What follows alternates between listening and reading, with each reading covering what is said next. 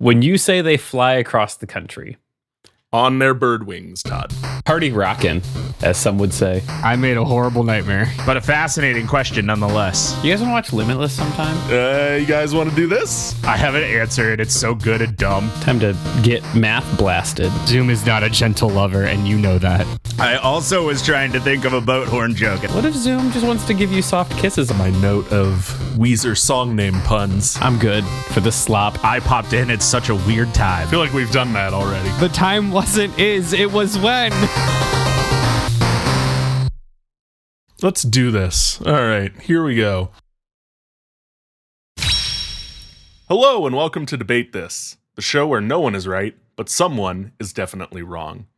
In this show, we take time out of our busy adult lives to talk about comic books, video games, and bird children fighting werewolf child soldiers. Whoa. I thought we already did Animorphs. That's the joke I was going to do, yep.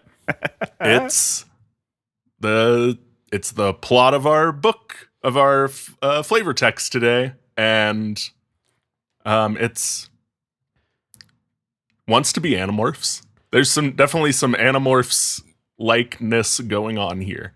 Well, you've already given us two anthropomorphized beings in the first 30 seconds of the podcast, so we're starting strong.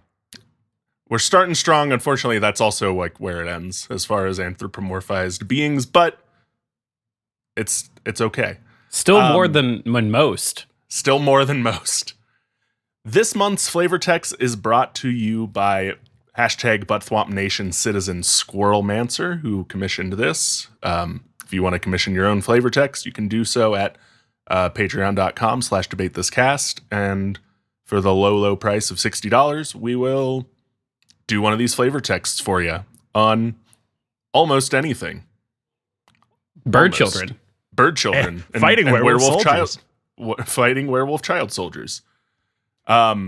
We have been asked to cover another YA series, this time Maximum Ride by James Patterson. This is nothing to me, Kyle.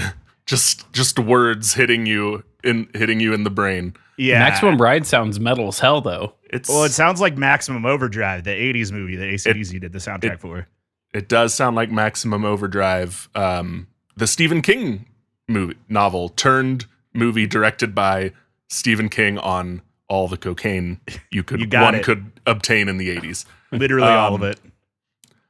But I can't summarize this series alone, and that is why I am joined by Matt the Institute Cole and Todd the School Thomas. Those are the same. Those are they're not different. The joke I would make here is one is a faction in Fallout 4, but that means nothing to you two. The other thing I was going to say, sound like cults. Yeah. We'll learn about them as we go through this. So, sounds like we can do this next part pretty quick. What do you guys know about either Maximum Ride or author James Patterson?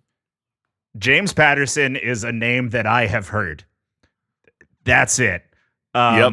I've said many a time before, I was never much a reader, not much a fiction reader either. I don't know when these books came out. It might have missed the very brief window in which I was reading books. And in my newer fascination with audiobooks, I have not really jumped in on fiction. So I've literally nothing other than that I have heard this guy's name a couple of times. Matt's brief obsession with books was followed immediately by the mysterious burning down of all the libraries in the Tri-County area of where Matt grew up. I am enough. pro-library. Thank you very much. It is too dangerous a time to not clearly identify myself as pro-library. Matt, we are just pointing out the coincidence that when you stopped reading books, mysteriously a string of library arsons popped up in the greater Butler, PA area. That's we're one library. On. It's the same. It's always been the same library. No, that's not true. I'll answer the question. Yeah. I've got nothing. Also, Andrew's not here. Corporate America has consumed his soul and maybe his whole being. Yeah. And I feel like Andrew's answer would probably be, I know some of these words. Yeah. Andrew did know more when I teased some of this in the group chat. Andrew did know more about James Patterson, and that is because his wife is in publishing, and James Patterson is a very, very big name, a big and notorious name in the publishing world. Sure. So a quick rundown on James Patterson is that he is the author with the most titles on the New York Times bestsellers list. Okay. Oh.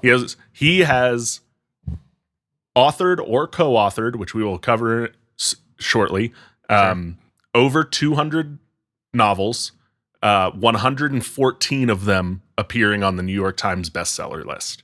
That's a All pretty right. record. His first book, his first series, are the Alex Cross novels, if that means anything to you.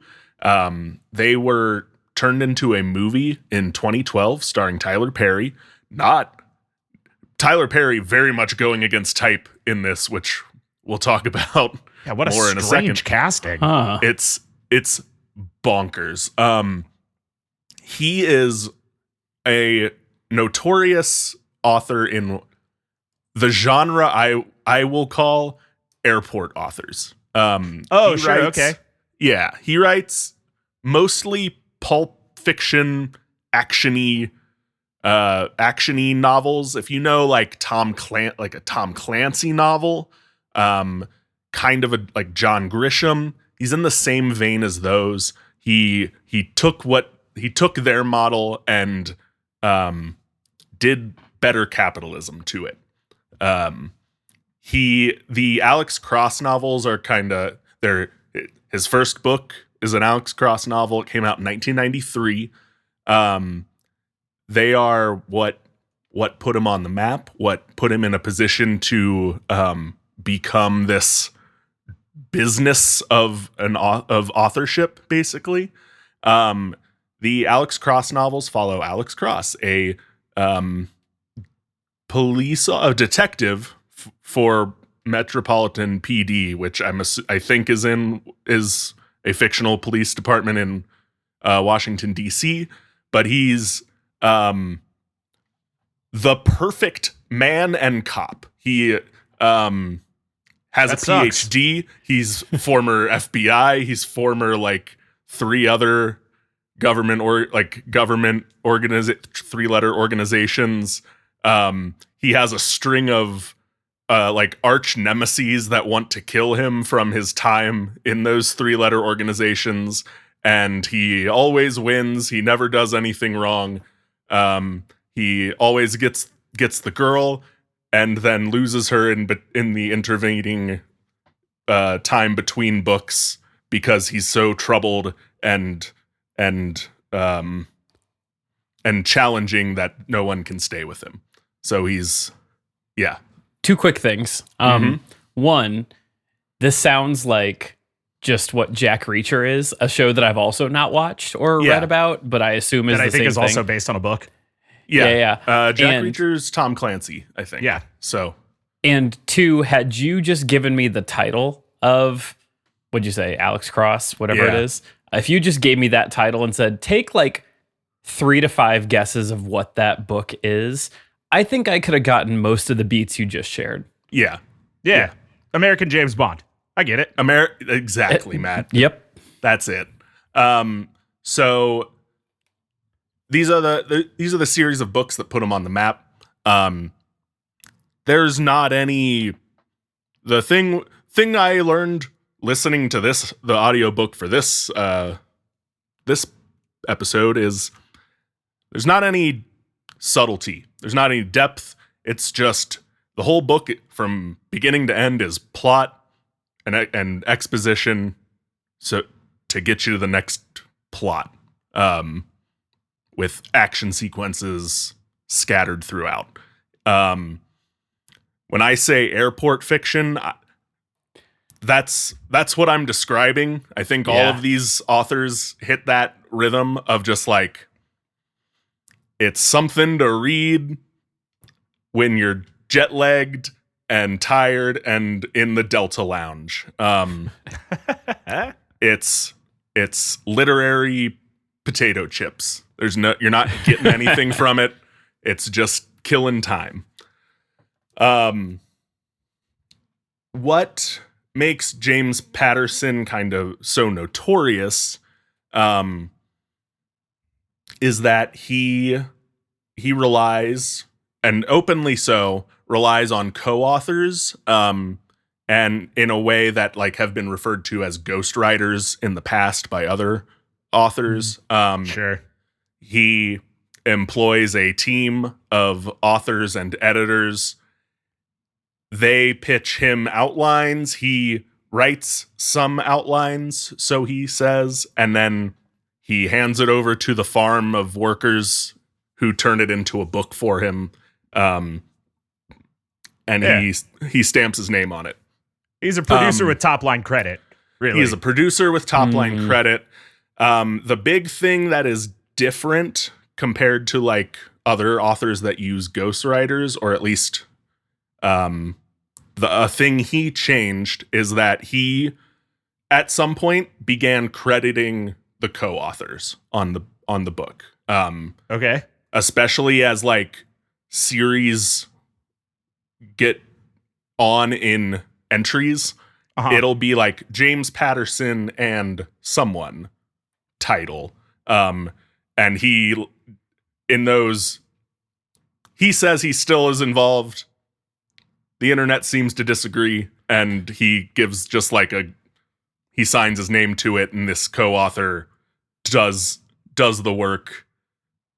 This co-author and a farm of editors and other writers do the work, and he stamps his name on it, gets his name, another entry on the New York Times bestseller list, and cashes the check.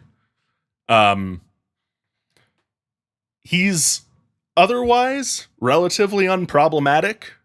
He seems to have standard boomer, centrist, conservative, Democrat leanings. All his books are mostly propaganda.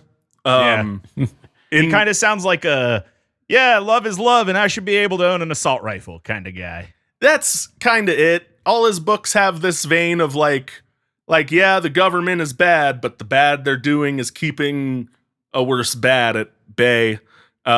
He's written two books with former president and known rapist Bill Clinton.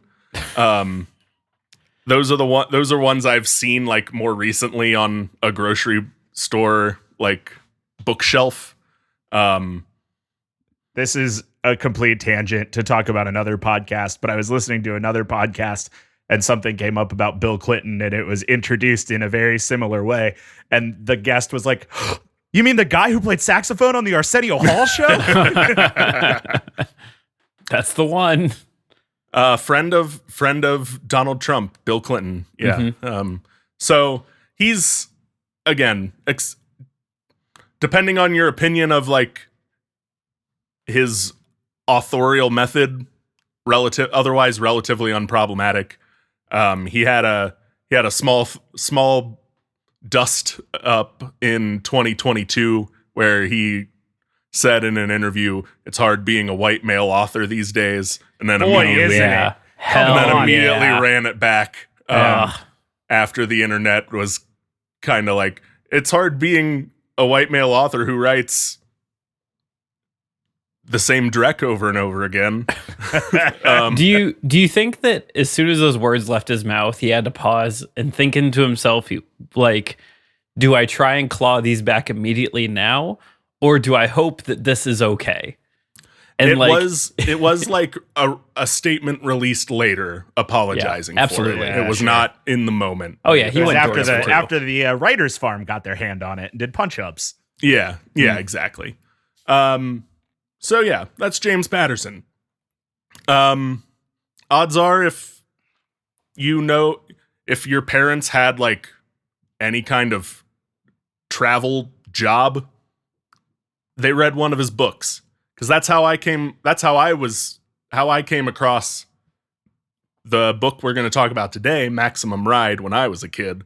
Was my dad would occasionally pick up his books while he was bored in an airport. He picked this one up, not knowing it was a young adult series, and I was like, "Oh, well, you might like this here," and gave it to me. So this definitely feels like something my dad has read at least one of at some point. Yeah. The Alex Cross books were very popular. I mean, again, they made a movie of them in 2012 starring Tyler Perry, which crazy. Buck wild. That one's tough to think about. Like, how did we end up there? Along Came a Spider is like the first one, and then they've all got names that, or at least the front half of them all have names that are like takes on nursery rhymes. Oh, sure. He's a super cop that solves crimes and leads action sequence into action sequence. That's neat. That's it. Let's see if there's anything. I'm looking through the rest of his series, the rest of his books here to see if anything else like jumps out at me. No, that and the Bill Clinton books, The President is Missing and The President's Daughter are. Oh, he wrote a book with Dolly Parton has a co-author credit with him. Okay, fascinating. And then a third Bill Clinton book, The First Gentleman, came out in 2025. Okay, so that's James Patterson. That's the guy who wrote this book. Based on what I read for this podcast, the writing ranges from bad to fine. It's aggressively mid. You won't have a terrible time if you have to read one of these, but you won't have a great time either. Like I said, literary potato chips, literary candy. Like there's no nutrition you're getting out of these by reading these books. Yeah. It feels like just to say maybe a quiet part that the three of us, after being friends for so long, all assume, but somebody listening to this might not. Like, there's nothing wrong with these books being that. Like, we're not saying that is inherently bad. I love that, like that level of slop TV and slop movie is for me. I'm just not a reader, so I don't want this at any point to come off like we're just saying, well, it's inherently bad because it's, like easy listening. It's literary potato chips. That's certainly not the assertion here. Matt, I am glad you said that, because as I was like thinking out what I was going to say about James Patterson was like, we say on this show a lot, we all have our trash. Yeah. If your trash is these James Patterson books, you can do a lot worse.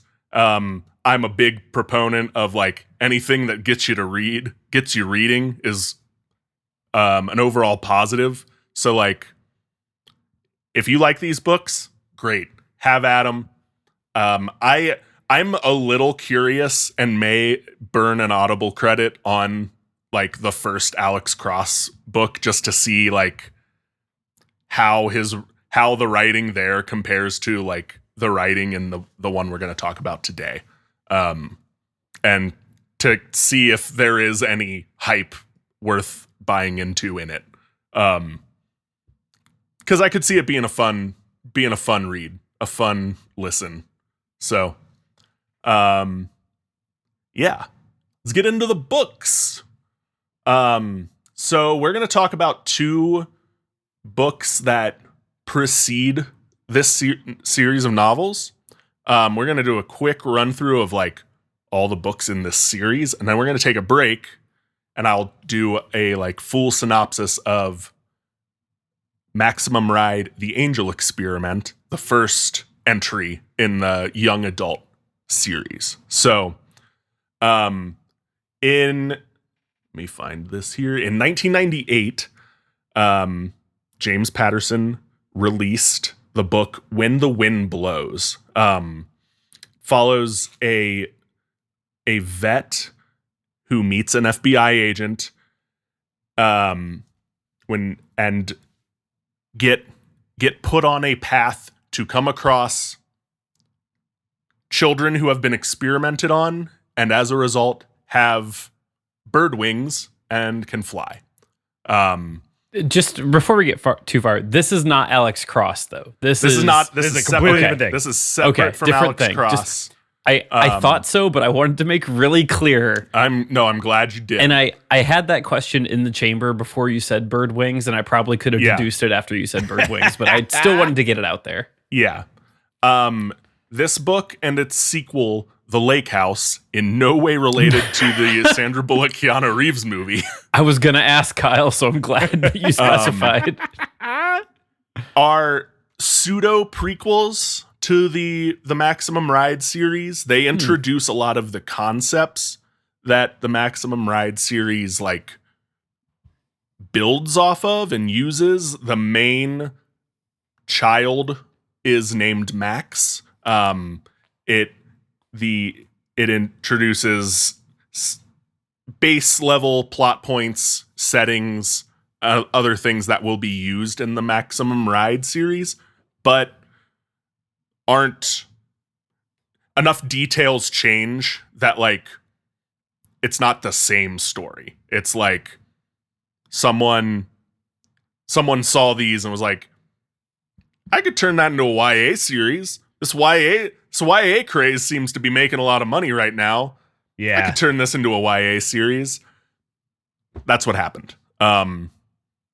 We got 2 books that are kind of stand alone, are run-of-the-mill James Patterson novels. And then in 2005, the first Maximum Ride book was released, The Angel Experiment. Again, jumping on the YA craze that was launched by Harry Potter. I don't know if the Hunger Games was out at this point, but like YA was very much a thing at this point. And it's a cool title. I like the branding. It is a good rad title. Yeah. The cover was cool. It had a person with bird wings in silhouette on it. It was cool. So like I said, in 2005, James Patterson took that idea, hammered him into a young adult shape, and released The Angel Experiment. That was followed by Maximum Ride, School's Out Forever. Cool. Maximum Ride, Saving the World in Other Extreme Sports. And hell yeah. And Maximum Ride, The Final Warning. And then these start getting into some there are some other credited co-authors on Max, a Maximum Ride story. Fang, a Maximum Ride story. Angel, a Maximum Ride story. And Nevermore, the final Maximum Ride story. We're going to talk about the first one after the break. I didn't read the rest of these, and from the synopsis I read, after Saving the World, the series goes off the rails. Feel like It's tough. You're like a level 20 character at that point, you know? Right, like you jumped the shark. You can't jump a second shark. Yeah. Well, not a lot of stories left. They try.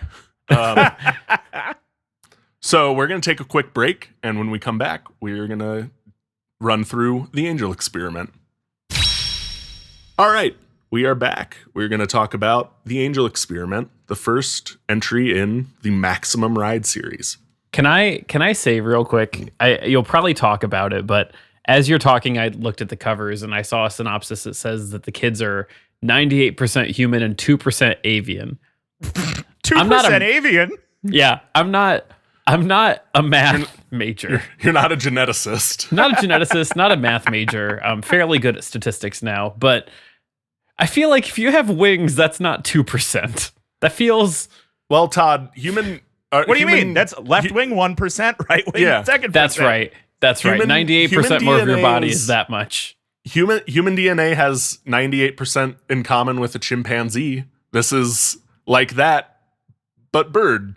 No, It's not. It's not like that at all. It's not. But I just wanted to say that Yeah, the science in this the science we say heavily quoted, is fantasy at best. It makes it is hand waved over, yada yada over. generously. Shut up and read the book. You got it. Yeah. Yeah. So we open with exposition by our titular character, Max Ride, short for Maximum Ride. Yeah. Yeah, dude. Yes. Wait, it's short for maximum? Yeah. Not, Yeah. not even like Max- Maximilian? Yeah, or Maximus. They chose the kids all chose their names. Oh, okay. Well, Okay. So the titular character Max is a 14-year-old girl setting up the premise of the story here.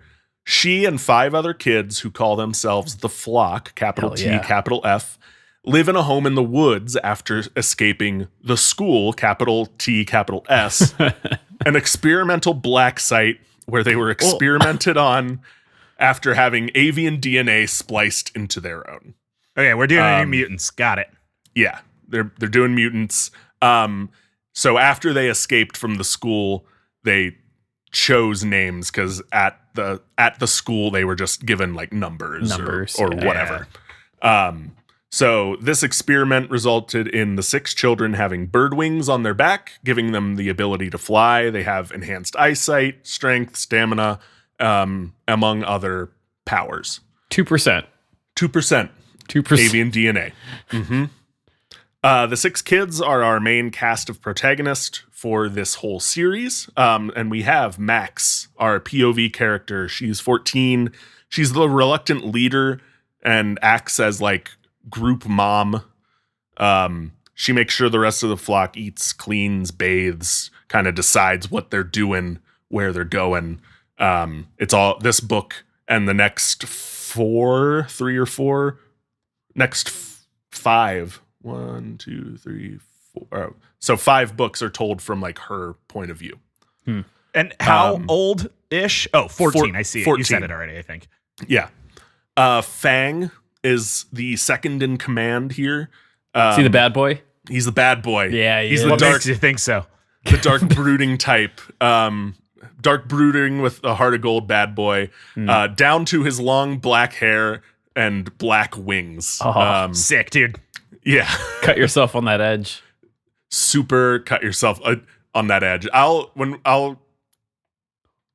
Like in the later books, it gets even more like that. We'll talk about it. Well, his name is Fang, and you shadow dropped werewolves earlier, so Iggy is the last teen. He's another 14-year-old, a bit younger than Max and Fang.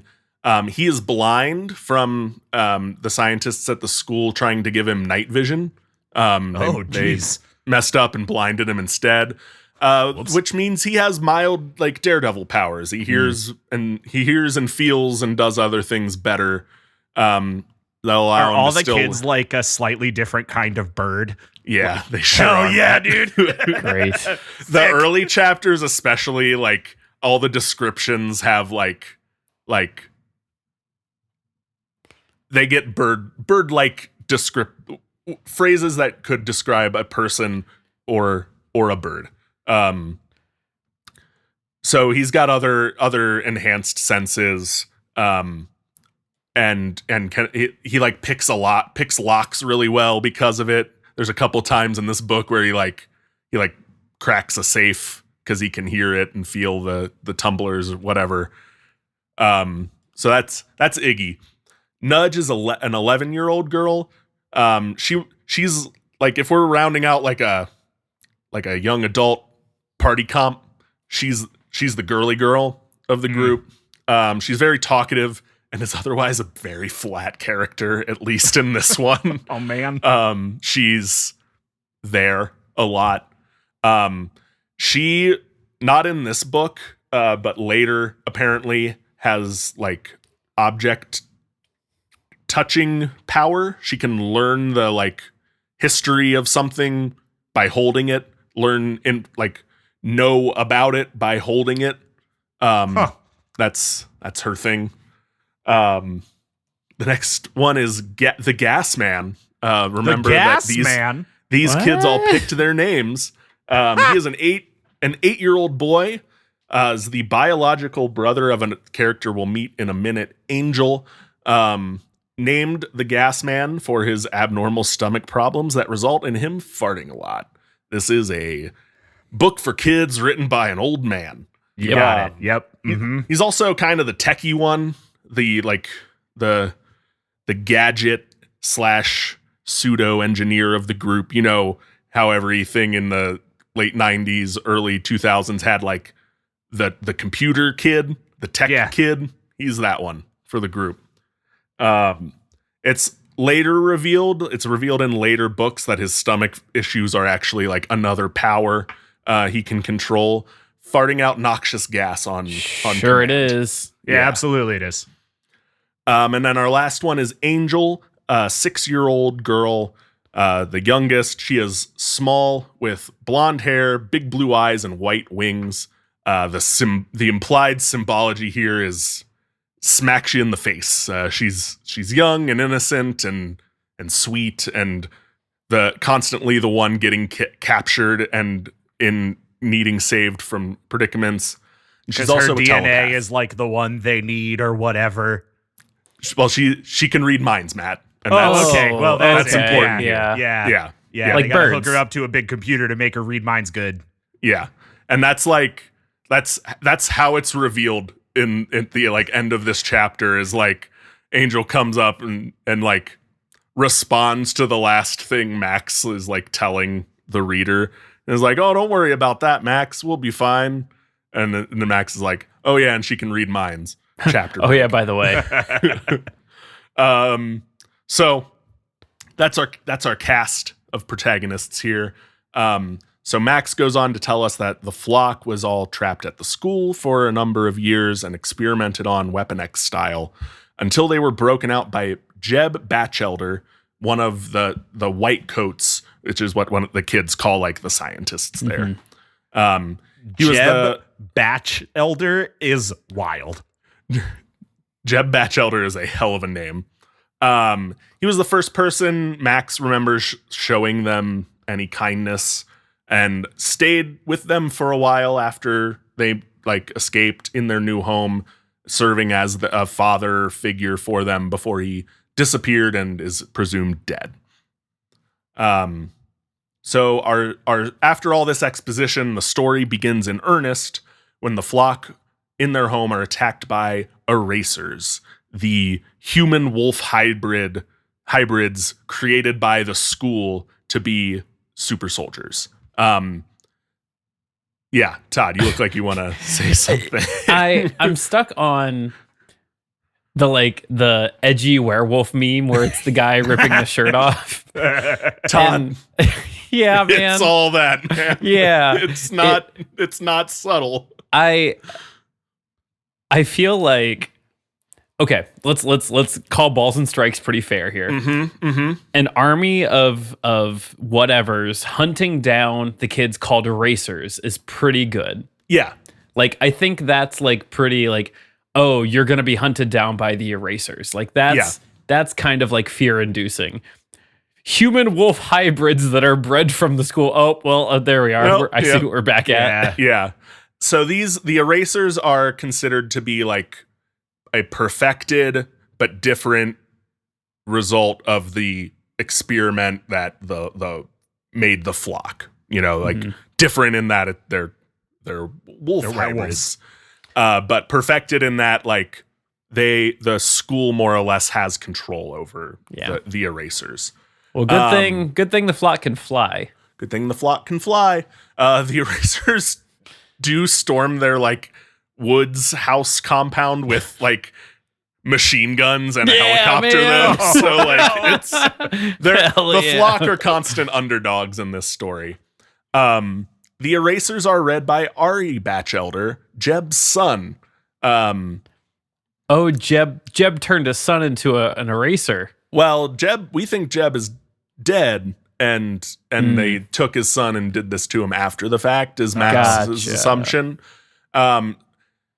Max notes that Ari should be about 7 years old and shows up here as like an imposing like older teen. He's like appears to be like 16 to Max's 14, when he should only be about 7 years old from the timeline. Explaining that the erasers are all children and that this mutation forced upon them causes them to age very quickly and gives them a short lifespan. So she explains that like they go through infancy in like 4 months, and then from like baby to young adult in 4 years, and then die a few years after that. That math doesn't quite math, but okay. No. Playing fast and loose with what science is, Matt. They're pumped full of growth hormone, werewolf growth hormone. Yeah. Their hearts are taking a beating. Yeah. It's not great. So the erasers overpower the flock and kidnap Angel, taking her back to the school so that they might learn more about her telepathy. As they leave, Ari yells back, "Believe it or not, we're the good guys," and helicopters away with Angel. Helicopters and guns. Helicopters and guns. Okay, listen. I'm going to say it out loud. The erasers might be metal. That might The be. erasers are pretty metal.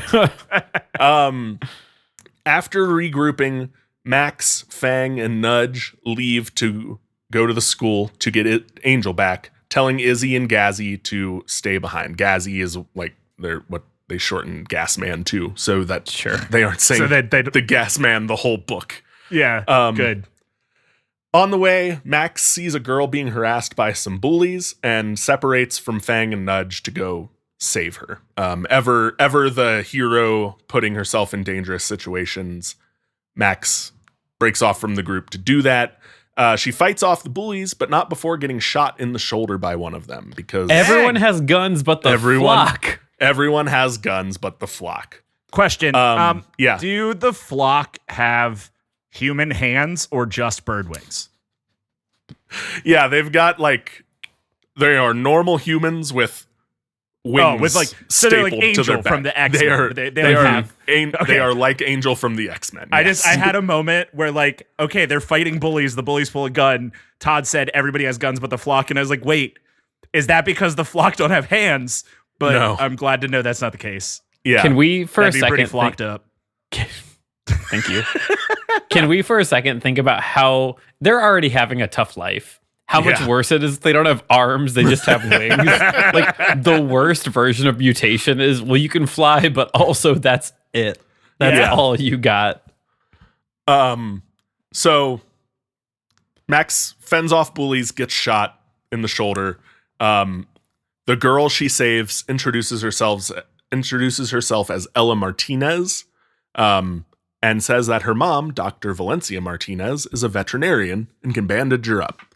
Which, to be clear, she got shot in her human shoulder. Human shoulder. Okay. Also the wing. It wasn't. Veterinary science isn't that different than normal. Where's the wing doctor to go if not on the human shoulder? It's on their shoulder blades. It affects her. The wound prevents her from simply flying away. Is important here. I will fully admit to getting some details wrong because I listened to this on audiobook.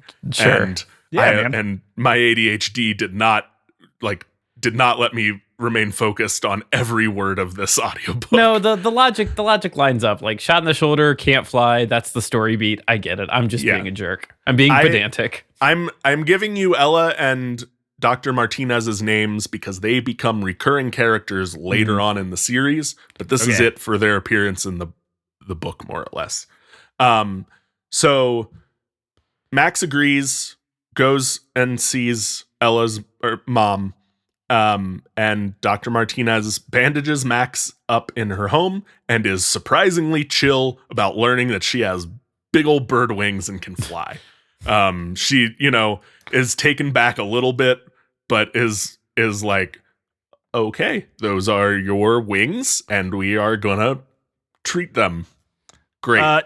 Genuine question, not a bit. is this universe like, are things like human animal hybrids kind of normal? Okay. Nope. All right. This is Got it. Yep. our normal 2005 world. Yeah. Sick. Yeah. Awesome. So she bandages Max up, thinks she's fine, like says like, I'm pretty sure you're fine, but I'd like you to spend the night so you can heal, and I want to take you into my office in the morning for x-rays. Max agrees to this mostly because she can't fly yet, and Dr. Martinez is another second person in the world to ever show her any kindness. And she notes that she is enjoying pretending to be a normal kid for once in her life. The next morning, Dr. Martinez takes her into her office. An important bit of exposition here is Max is like, our wings are crazy flexible, and it's easy to hide them under a baggy sweatshirt. Sure. Which is how they can pass in a lot of other parts of this story later. That is a good point, because that's an incredible plot hole if they didn't address it early. Yeah. So Dr. Martinez performs the x-ray, tells Max that she's fine. She seems to be healing a bit quicker than she would expect. 2% bird. 2% bird. She points out your bones are hollow and light like a bird's, because 2% bird. And that Max has a microchip in her arm. Oh no. Max assumes. Gotta dig that out. Metal Gear Solid surprise sound effect here. Max assumes that this is how the erasers have been able to find them, and asks Dr. Martinez to take it out. But unfortunately, it's been in her arm too long, and she can't, because that's how that works too. Yeah, totally. She asks that Max stay one more night at their house, just to she wants to be super sure that she doesn't strain herself trying to fly away, and doesn't damage anything. And Max is like, well, you're nice, and I haven't slept in a real home before, so yes. The next morning she takes off. She finds Fang and Nudge, who are now with Izzy and Gazzy. Max and Nudge went off to try and find information about Nudge's mom based on what little information they currently have. They were attacked by erasers in the process and escaped. And Izzy and Gazzy were attacked by erasers at their home again, and booby-trapped the house and blew it up in a Kevin McAllisterian manner to escape. Blew it up? We only hear about in those two sentences that I explained it to you. I love that. Awesome. I do wish we had gotten a cutaway to hear how it happened, because it sounds cool. Yeah. But we're we booby-trapped the place and blew it up and then found you guys. What's next in the plot? Well, that's because they've got a whole spin-off book, I'm sure.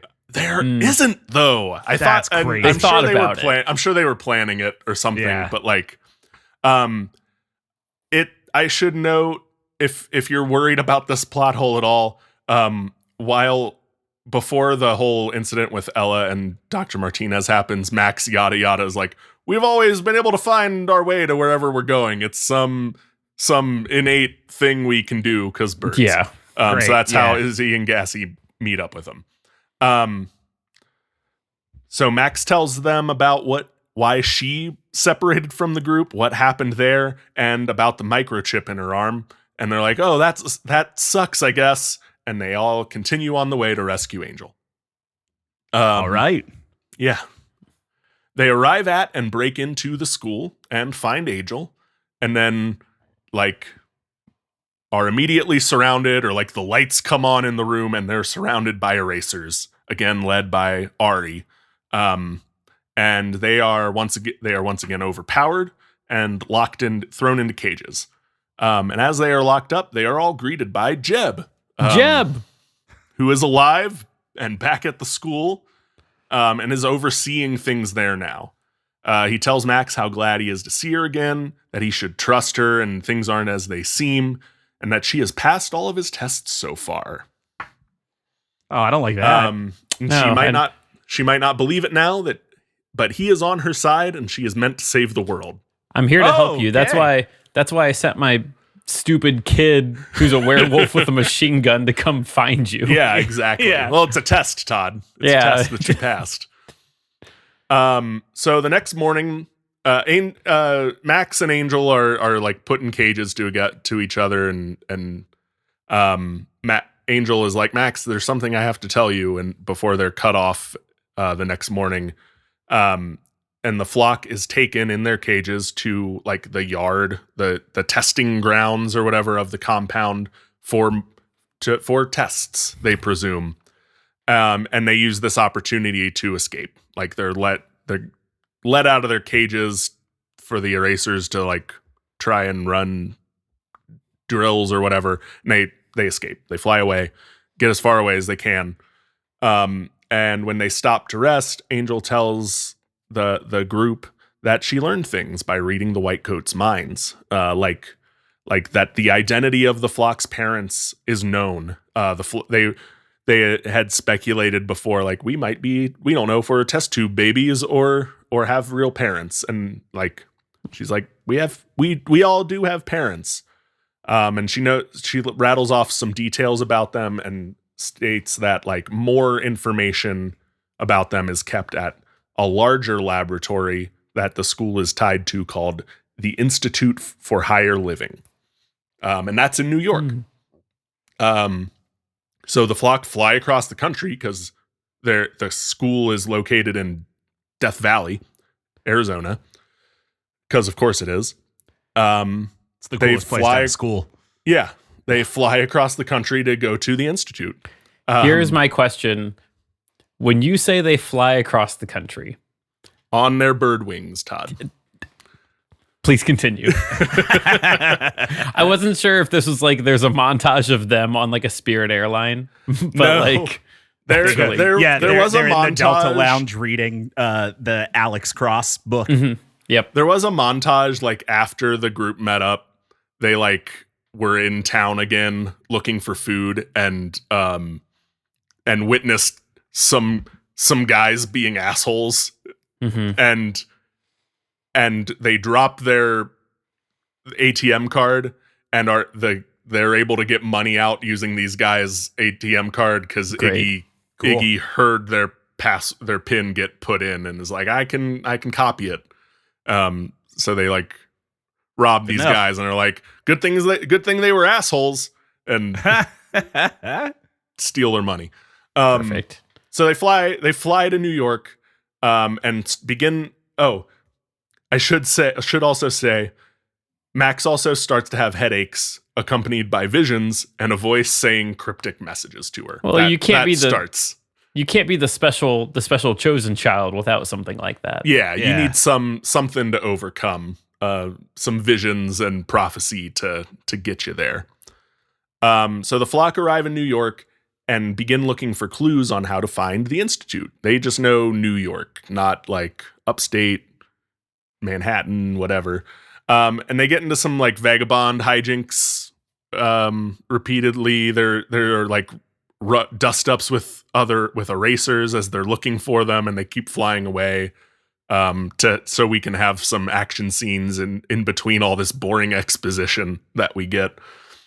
And the messages from the voice in Max's head get more direct and less headache-inducing as they continue. The first time it happens, like she's like out, Fang has to carry her as they fly away that time or whatever. As they continue, they get more like less visions, more messages, and less headachy. The voice tells her to get on a bus and get off when it sounds fun. Hell yeah. I should. There's a like a moment too of like, why are you saying this all cryptically to me? And it's like, because it's a test, because we have to do it this way. Because shut up. So one of the stops is in front of FAO Smith, a massive toy store in Times Square. Yes, it is just a copyright dodge of FAO Schwartz. Man, Great. That's don't know why they felt the bananas. need to do that. Yeah, what But- a weird and specific thing to do. Yeah. So they get off the bus and go in, and it's great. They're kids in a toy store for the first time. They've been tortured in a Weapon X program, living in the woods, and now they're in downtown New York, FAO Schwartz, and having the time of their lives. While in the store, there's a Ouija board that starts like moving on its own, spelling out "Save the world, Max." Max is like, Even the ghosts know. Even the ghosts know.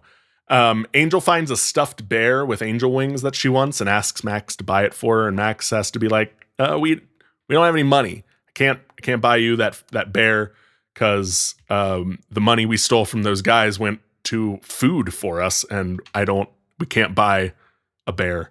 So Angel goes to another woman in the store and asks her to buy it for her, using her telepathy to control someone else for the first time. Hell yeah. Okay. Scares Max. Max is like, whoa, I didn't know you could do that, and thought that, and upon learning you can, would hope you wouldn't have done that, is her thought there. So Angel gets her bear, and they leave, and are attacked again by Ari and the Erasers. There's a big fight. Fang is badly hurt. Ari like bashes his head into a rock a bunch, and Oh no. he's more okay than you would think after hearing that, but is still pretty messed up.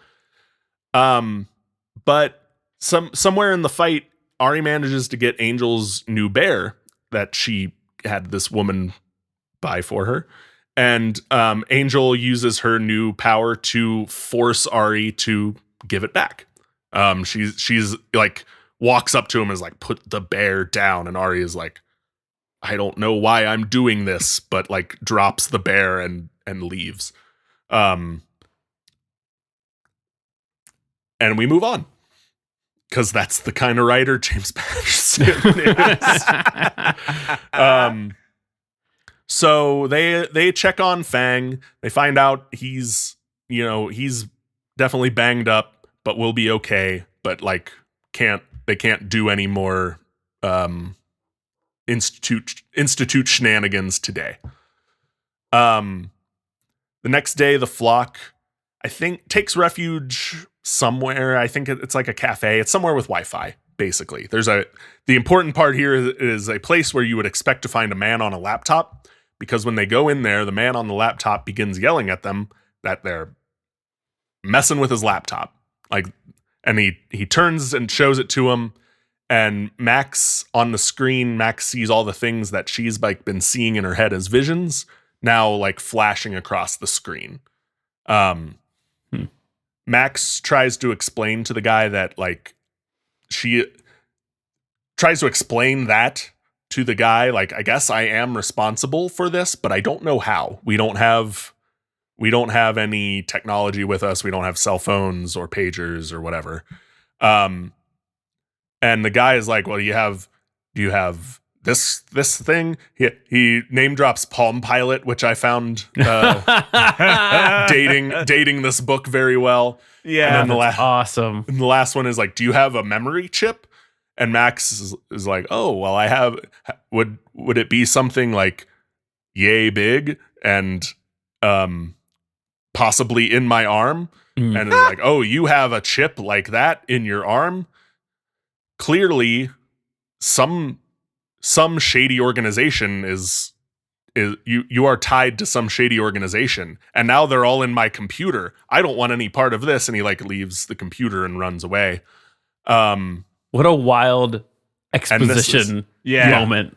Yeah. And this is where like I'm just like, this is not how any computers work. This is not how a memory chip wouldn't be able to do this. This is not how that works. Clearly, this was written by an old man who knows nothing about computers and never bothered to learn. Because the assumption is that, yes, the chip in her arm is controlling this guy's computer somehow. And upon getting the computer, the person who the voice in her head kind of reveals like, oh yeah, I have been talking to you through the chip in your arm, and now we're going to use this computer to like upgrade this chip so I can talk to you better. Okay. Sure. And they yada yada that, and that happens. And no, this doesn't make any sense. But this we did have cell phones in 2005. They weren't great, but we had them. Oh yeah. This was post BlackBerry, pre iPhone. Right. Yeah. But the chip is like they make chip. a big point out of saying like this is a half-inch chip in my arm. And it can do all this. Great. This bit of techno wizardry allows the voice in her head to give Max a like HUD map of New York and like better clues, but still cryptic clues to get them to the Institute, because it's still like, well, I can't just give you the answer. That's not how this is going to work. But here's a HUD map and clues to your next thing, and like flashes visions of like the entrance, which it's like you need to find this sewer grate, and that's how you will going down this sewer grate will get you into the Institute. So now she is 98% human, 2% bird, and 1% robot. Yes. Mm-hmm. So they do that. They follow these clues. They go into the sewer system of New York. They find this grate, and they break into the Institute. They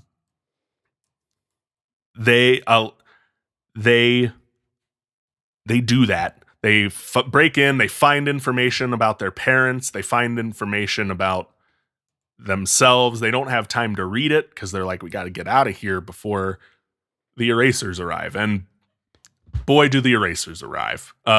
Once again, right on time. Just as soon as the download completes, they are attacked by Jeb this time, Ari, and the erasers. And she makes a point to be like, it's hundreds of erasers. It's more erasers than I've ever seen. Oh, because shoot. they're in the place that they're made this time. We're in the eraser hub. Yeah.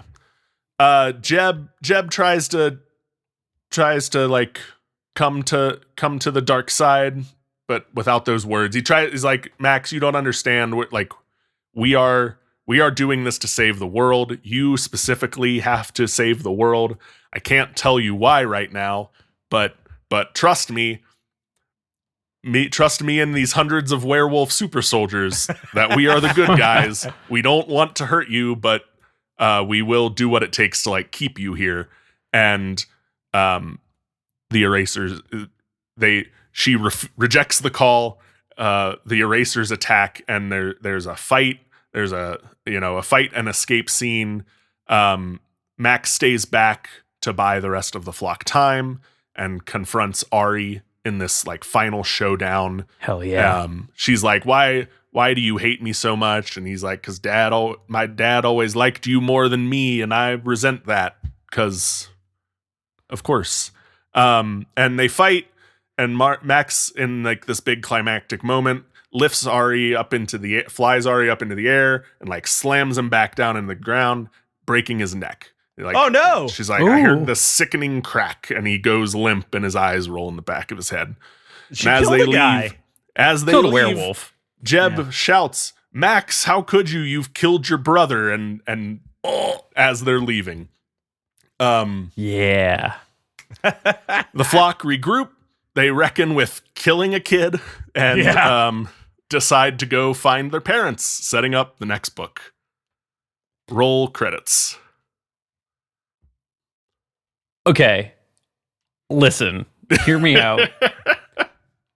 I don't hate this.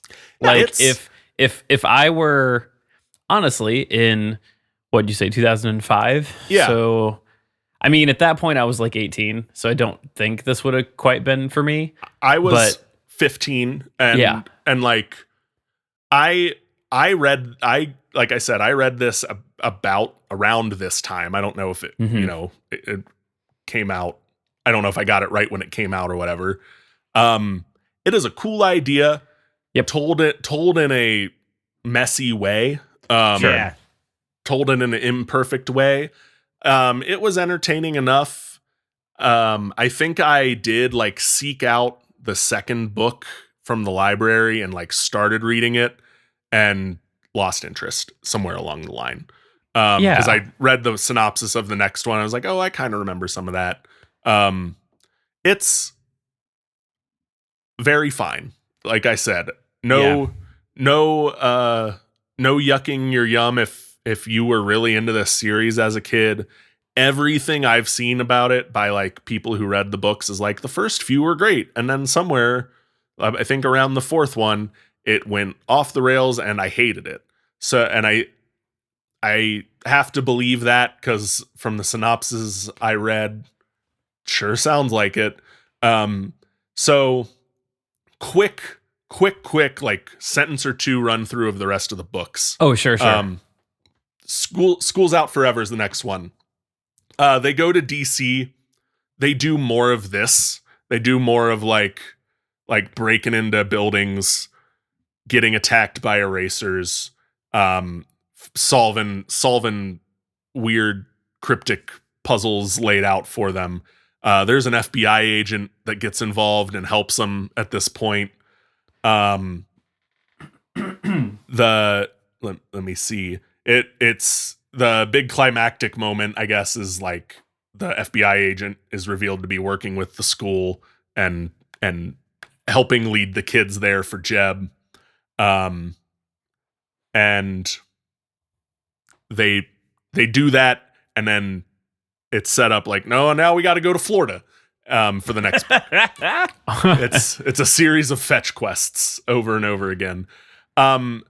Saving the world and other extreme sports does seem to be kind of a like attempt to like put a bookend on the story, if need be. They learn that the school and institute are run by a like massive international conglomerate called ITEX. And their leader is the director. Ooh. A lot of capital THEs. A lot of capital proper noun. Normal proper words nouns made proper everywhere. nouns. Yeah. The Intex plans to cut the world's population in half. They plan to do a Thanos. Okay. This summary I'm looking at doesn't make it clear why, except for evil reasons. Also, at this point, the erasers are in the last book. There were like erasers that showed up with wings, like more mutated erasers that had wings. And then this one, it says the erasers have all like past their lifespan for the most part, and they're now using robots called flyboys. I don't know. Fang and Max have a little romantic through line through this whole story. Sure. And Fang tries to convince Max to be like, no, don't like give up the fight and let's go live a peaceful life together. And they try to do that, but everyone gets captured and Fang and Max have to go save them again. So they do that. They get captured. Jeb talks to them, and he basically explains like, we had a lot of hope in your experiment. You were gonna help us with this Thanosing the world project that was gonna save the world. But you didn't, so we have to retire you now, like we retired all the erasers. Ari is alive and shows back up. He's the last eraser, and he shows Max that like we all have this like tattoo or mark that appears when we're close to the end of our life, and mine has shown up. So I'm not long for this world. But he's cool from the broken neck, though. Yeah, that's no came biggie. back He's fine from that. Okay. Because science and genetics, I don't know. Whatever you say, man.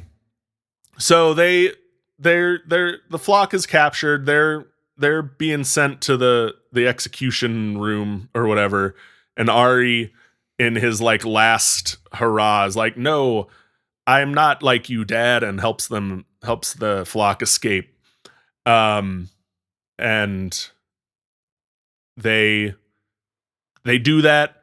Ari dies. They mourn him and give him a hero's send off or whatever, and decide that the gang's gotta split up to take out Intex the rest of the way, because they're based in Germany. Intex, this international conglomerate's based in Germany. All right. That's not subtle. Yeah, Like no, it sure isn't. Dark human experiments. Where is it? Oh, Germany. Germany. Here it is revealed somewhere along the line that Ari is Max's half brother. Jeb is Max's father. Dr. Martinez is her mom. Oh, Okay. Sure, why not? So is that other girl her sister then? Yeah, half sister. Ella is her half sister. Okay. And then it says here that they go to Intex and defeat them in this third book. All right. Story's over. The Wikipedia page for the fourth book has no synopsis, so I don't know what happens there. What we meant to say is, listeners, we don't want to spoil the fourth book for you. Yeah, that's it, Todd. That's honestly kind of heartbreaking, because what I was gonna say before we did this is that I'm not gonna read this. Yeah, I am curious to know how it ends. So the next books, Max, a Maximum Ride story, Fang and a Maximum Ride story, Angel a Maximum Ride story, are where this like goes real off the rails, I guess. Sure. They're like told from their point of view. The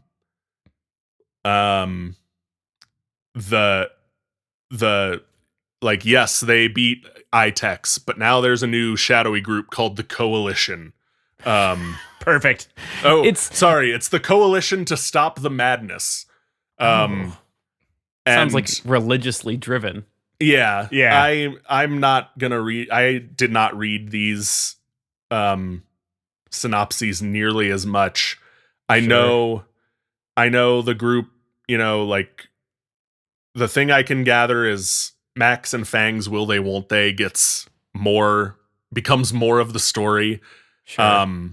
It's like a post-apocalypse world, or it becomes more Hunger Gamesian. Sure. Like society collapsed and these factions form, and I know it ends with like somewhere along the line Fang loses a wing. He becomes a one-winged boy. A one-winged angel, you might say. We might say he becomes a one-winged angel. He gets Sephiroth. They win. Fang and Max settle down.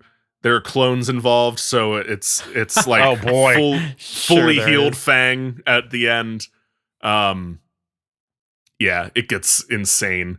There's another boy, Dylan, thrown in the mix to like throw a love triangle here. Yeah. The description for Dylan is that he was like genetically made to be the perfect partner for Max, which is insane. Yeah, that's nuts. You can see why I stopped caring. Yeah, totally. It definitely feels like they started telling a good enough story, like like a good enough story, and when the writing on the wall was there of like the story's going to come to an end, the publisher was like hell it is. You get back in there. You send this back to the farm and make them 6 seasons in a movie. Get in there. Yeah, exactly. Yeah. I totally agree. This is something that I could have gotten into if I wasn't reading about cat religion in the Warriors during the brief period that I was reading YA fiction. And like we said, when it happened, I was pretty with you up until laptop guy at the cafe. And That was tough. that's where it really starts to feel like even in the first book, they like, oh shit, we're 40 pages out from the end. We got 2 chapters to wrap this bad boy up. And I think even as a YA reader, I longed for more, like get me in the weeds. That's why I'm here reading this niche book series. And tell me about the cat religion. I need it, And I wanna state, at least in the first book, the only thing that isn't like set up and paid off immediately is that like microchip bit. Yeah. That is, everything else is like, it does, if it is set up, it pays off before the next chapter break. It's kind of a mess of a story. Like the beginning to end, the story was like I said, at times a little hard to follow, like why we're here now, why this bit of the plot is happening. It's all loose. It's, loosely yada yada each time. There's no foreshadowing because everything pays off right away. Like when the bit about Angel like using her telepathy the first time to like get the bear, I thought that was gonna be a like, oh, that'll be a cool thing to like for Max to realize a few chapters down of like, oh, is the telepathy goes both ways. Nope. Immediately Max is like, I think I just saw her use her powers to control someone. I didn't know she could do that. Right away. Like, it's like I said, everything happens fast. Everything is surface level.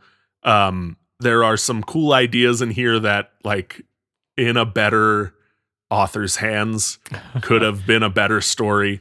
And unfortunately it's just kind of not. It's just kind of all like what you see is what you get.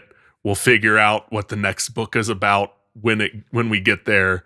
We're not going to waste time outlining a series that might not make it to its final book.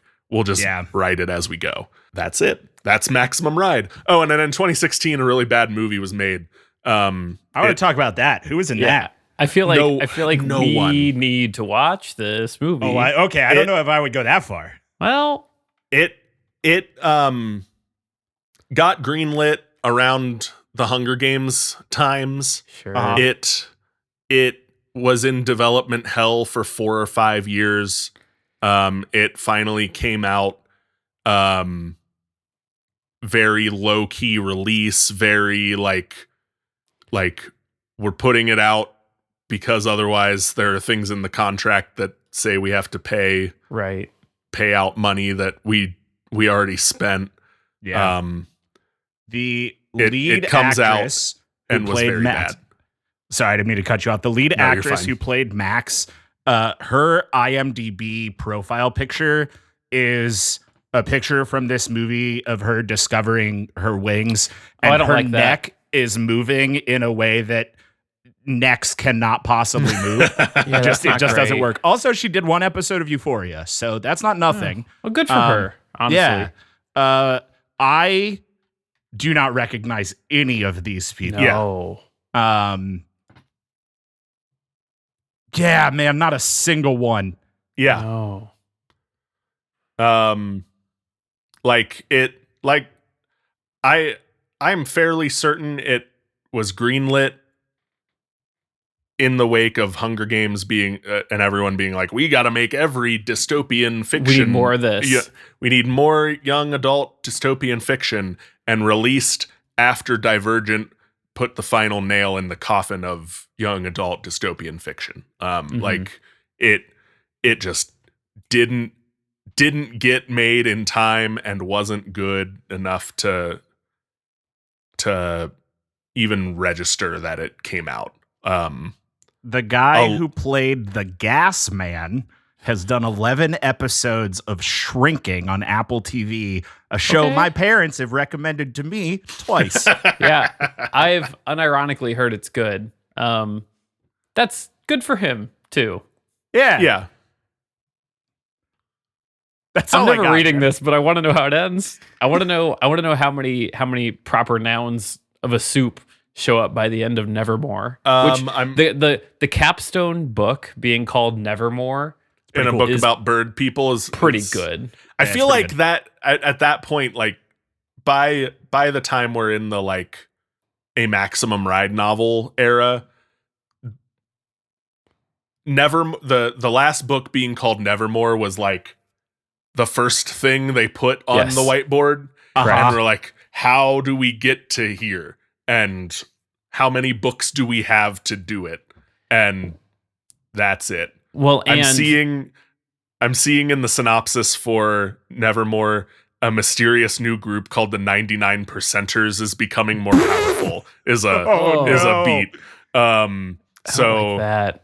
Maybe they're Yeah. 99% bird. Oh, go I ahead. forgot because it wasn't worth like putting in the synopsis I did, but one of the eraser fights is ended by Iggy and Gasman showing up with a flock of hawks in tow.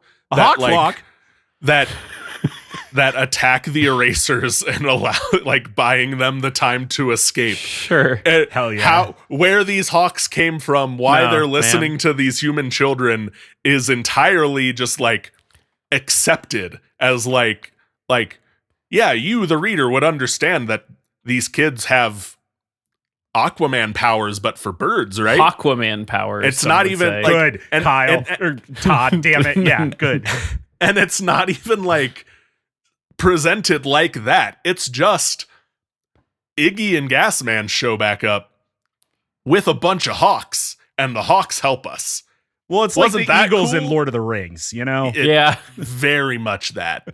I was going to say that with Nevermore, my guess was going to be that since Fang is like the brooding one with the black wing or wings, depending on what his situation is, that it was going to be like Raven-esque, Yeah. like that there's some heroic sacrifice at the end and Raven is the one or Fang is the one. I am seeing. Let me just pull out some lines I'm seeing from the synopsis here. I saw Fang has a brief relationship with a clone of Max. Perfect. Nice. Let's Good. see. We've got a real Madeline Pryor situation going on. Yeah. Good. Let's see. Dr. Martinez arrives in a helicopter and explains she was brainwashed by Jeb. Sure. Okay. Sure. Um, Her husband, her lover. Please clap. Please clap. Dylan was a genetically created person to basically honeypot Max, I guess. Oh, no. And then the last paragraph here, or the last few things here are: the sky explodes, knocking them all out of the sky. As a giant tsunami approaches, Fang and Max kiss. Max awakens underwater. Due to her powers, she's able to breathe. Oh. What? Dylan pulls her out. Fang and Angel are also there. That is some young adult book ass Yeah. reading. Yeah. That's Max. so there. Max That's muses that she and the others were made to survive in this new world, and she tells Fang she loves him. That's the end of the synopsis of Nevermore. So, At least they kiss. I have two things left that I have found out from IMDb. Thing number one is that in the cast list on IMDb, in credits order, there is somebody who is 3 credits above the guy who plays Jeb, credited as security guard. And the name on IMDb is Chimney Swift 11. I saw that. I saw that. So that's crazy. Thing number 2, this whole ass movie is available for free on YouTube. Oh, that's what I needed to hear. Well, I know what we're doing one of the nights when we go to con this summer. I have to say, I did see in a synopsis for Nevermore, a new wave of erasers have returned, but this time they're all clones of Ari, known as not Aries. No. Oh, good. They did a. Oh, that's rough. They did a Django Fett, basically. Oh man. Oh, don't worry. However, they're all connected. So when Dylan killed their leader, they all died. Oh, they're a hive mind. Sure. Have mine, yeah. Like I said, I want to know how it ends. I'm never gonna read it, but like there was a time in my life where I would have been very interested in this story. Yeah, absolutely. I think again, if this was your thing in 2005, I don't want to take that away from you. I think there are a lot of cool ideas in these books. It just sounds like the story got messy as they were forced to keep pumping these out. And like we've all got, like, I've read plenty of similarly, like, what you see is what you get, surface level, all plot books. And that's fine. Like, I think, like I said at the top, anything that is getting you reading words on a page with your eyes is probably a net positive. So if you read all these books and liked them, good, fantastic, great. I do hope you found a better series since then, but if not, great. That's gonna do it for this flavor text. Thank you all for listening. You can follow along with the arguments on Twitter, Facebook, and Instagram at DebateThisCast, or on our website at debatethiscast.com. If you want to commission your own flavor text, head over to patreon.com/debatethiscast. For a one-time payment of $60, you can dictate whatever buck-wild nonsense we talk about next. I have been your host, Kyle Harper. I'm Matt. I like my bird people like I like my milk. 2%. Cole. And I'm Todd. I'm the gas man. I come out and I shoot gas all over the ring. Thomas. We're saying thanks for debating with us, and if you think we're wrong, you can come fight us behind the swing sets, nerds.